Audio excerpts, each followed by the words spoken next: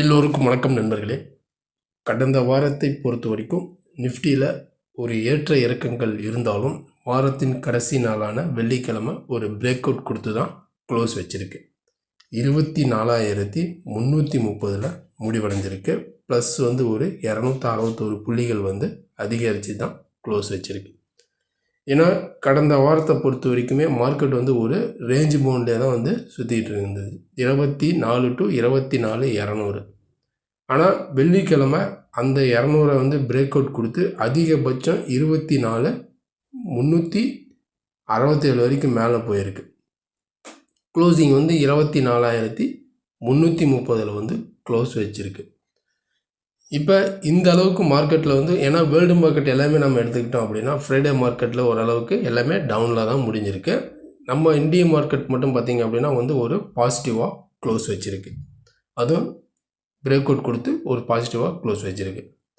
இதுக்கு மெயினாக பார்த்திங்க அப்படின்னா கம்பெனியினுடைய Q1 ரிசல்ட்ஸ் ஒரு பாசிட்டிவ்னே நம்ம எடுத்துக்கலாம்.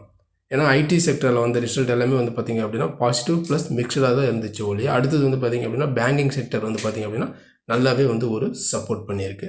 அதை அடுத்தடுத்து ரிலையன்ஸு, இன்ஃபோசிஸ் இதனுடைய ரிசல்ட்டெல்லாம் இருக்குங்கிறதுனால இன்வெஸ்டர்ஸ் மத்தியில் பார்த்திங்க அப்படின்னா ஒரு பாசிட்டிவ், அதாவது மேலே வரும் அப்படின்னு ஒரு நம்பிக்கையினால் மார்க்கெட் ஒரு அப்சைடு கொடுத்துருக்கு. இப்போ இதனுடைய அப்சைடு அடுத்தடுத்து கண்டினியூ ஆகுமா, இல்லை திரும்பவும் ஒரு ரேஞ்ச் பவுண்டுக்குள்ளேயே மார்க்கெட் இருக்குமா? ஏன்னா இப்போ ஒரு 200 பாயிண்ட் ரேஞ்ச் பவுண்டுக்குள்ளே தான் இருந்துச்சு. அடுத்தது ஒரு 200 பாயிண்ட் ரேஞ்ச் பவுண்டில் தான் இருக்குமா அப்படின்னு பார்த்திங்க அப்படின்னா அதுக்கும் சான்சஸ் நிறையவே இருக்குது.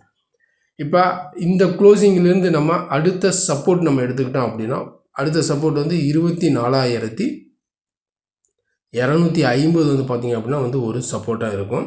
அடுத்தது 24,200 ஒரு சப்போர்ட்டாக ஆக்ட் ஆகும். அதையும் உடைச்சது அப்படின்னா 24,100 பார்த்திங்க அப்படின்னா ஒரு சப்போர்ட்டாக இருக்கும் மண்டே மார்க்கெட். அதேமாரி நம்ம ரெசிஸ்டன்ஸ் எடுத்துக்கிட்டோம் அப்படின்னா ஃபஸ்ட்டு ரெசிஸ்டன்ஸு எங்கே இருக்கும் அப்படின்னு பார்த்திங்க அப்படின்னா 24,380 ஒரு ரெசிஸ்டன்ஸாக ஆக்ட் ஆகும். அடுத்தது 24,420 ஒரு ரெசிஸ்டன்ஸ் ஆகும். அதை பிரேக் ஆச்சு அப்படின்னா 24,520 ஒரு ரெசிஸ்டன்ஸ் ஆக்ட் ஆக சான்சஸ் நிறையவே இருக்குது. இப்போ சப்போர்ட் அண்ட் ரெசிஸ்டன்ஸ்லாம் பார்த்துட்டோம்.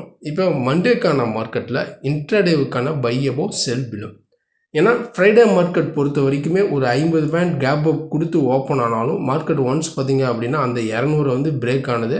அதுக்கப்புறம் மார்க்கெட் பார்த்திங்க அப்படின்னா கீழே வர மாதிரி வந்துச்சு 2 டைமு வந்துட்டு திரும்ப அங்கே 200 ரேஞ்சில் சப்போர்ட் 200-220 ரேஞ்சில் சப்போர்ட் எடுத்து மார்க்கெட் நல்லாவே அப்சைடு போய் தான் 300க்கு மேலே தான் க்ளோஸ் வச்சுருக்கு.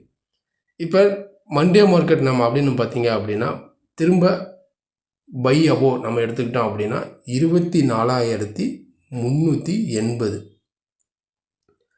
இந்த லெவலுக்கு மேலே மார்க்கெட் இருக்குது. அதாவது ப்ரீவியஸ் டேனுடைய ஹை இந்த லெவலுக்கு மேலே மார்க்கெட் சஸ்டெயினாக இருக்குங்கிற பட்சத்தில் அடுத்தது 450-520 வரைக்கும் போகிறதுக்கு சான்சஸ் நிறையவே இருக்குது.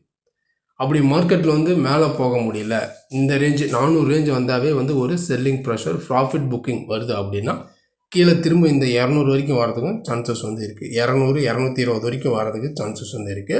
அப்படி இந்த இடத்துல சப்போர்ட் எடுத்து மார்க்கெட் திரும்ப ரிவர்ஸ் ஆகிறதுக்கும் வாய்ப்புகள் இருக்குது.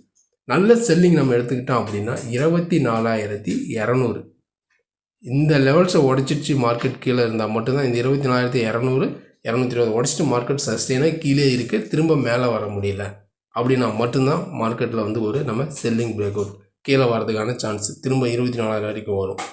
பொதுவாக நிஃப்டியை பொறுத்த வரைக்கும் ஒரு பிரேக் அவுட் கொடுத்து தான் க்ளோஸ் வச்சுருக்கிறதுனால திரும்ப நம்ம எக்ஸ்பெக்ட் பண்ணுறது பார்த்திங்க அப்படின்னா இந்த 500-520 வரைக்கும் நம்ம எக்ஸ்பெக்ட் பண்ணலாம். கம்மிங் வீக்லேயே நம்ம பார்த்திங்க அப்படின்னா எக்ஸ்பெக்ட் பண்ணலாம்.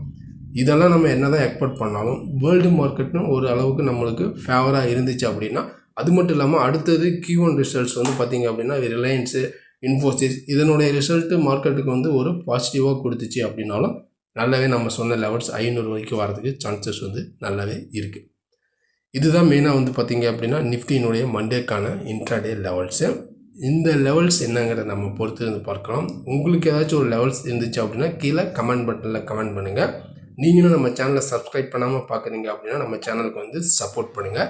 லைக் பண்ணிட்டு சப்ஸ்கிரைப் பண்ணுங்கள். கூடவே பெல் ஐக்கானையும் கிளிக் பண்ணுங்கள். நம்ம அடுத்த ஒரு வீடியோவில் சந்திக்கலாம். நன்றி, வணக்கம்.